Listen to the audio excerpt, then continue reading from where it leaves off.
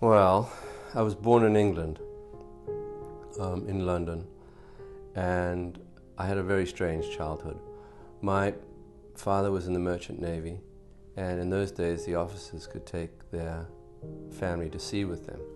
So my mother, when all the children were born, there were 4 of us, we all lived at sea. I think I'd been around the world. My mother tells the story, of course. I'd been around the world 3 times by the time I was 5 years old.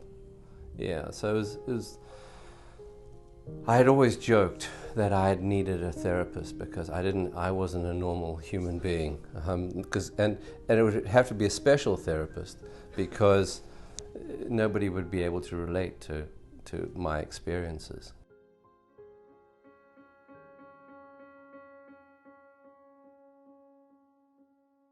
So unfortunately, although when you don't really understand the significance of all of that when you're living it, but I was a white male and I'd been there for more than 5 years, so I was drafted. We had to do 2 years of military service, so I did that, and that just became intolerable. It was awful, and not very safe either. I got married. And then 9 months after I was married, we left and we went back to England. And we had 2 children, a boy called Matthew, who's also a patient here, and he's the reason I'm here actually. It wasn't me that got ill, it was Matthew. I had a lot of allergies, and growing up in South Africa, there were a lot of animals, and I was the boy who was always sickly. That's why I have such respect for women, because I was brought up by my mother, 2 grandmothers and 3 sisters, so I didn't stand a chance. But they were all healthy, but I seemed to have allergies for everything. I don't think I was particularly unhealthy as an adult. I did have, I think stress played a big part in my life with my job. I traveled a great deal, so I don't think that helped. I did have fatty liver.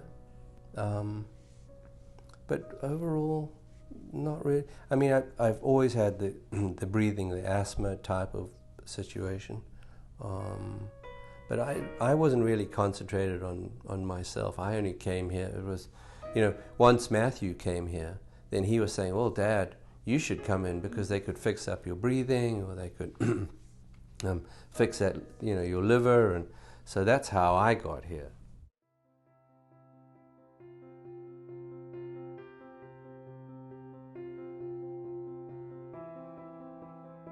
The easiest thing was, when I started, I was 197 pounds. And I thought I was feeling fine.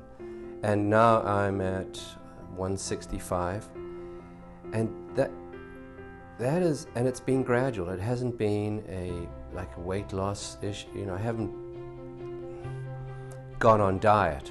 It's just a lifestyle change and a way of looking at problems. The funny thing is, I am now an advocate of this. I mean, I'm telling people about it, and sometimes I have to stop talking about it because I think they think that I've gone loopy. But it really does work. I think I can say honestly that life is better as a result of this, without a doubt.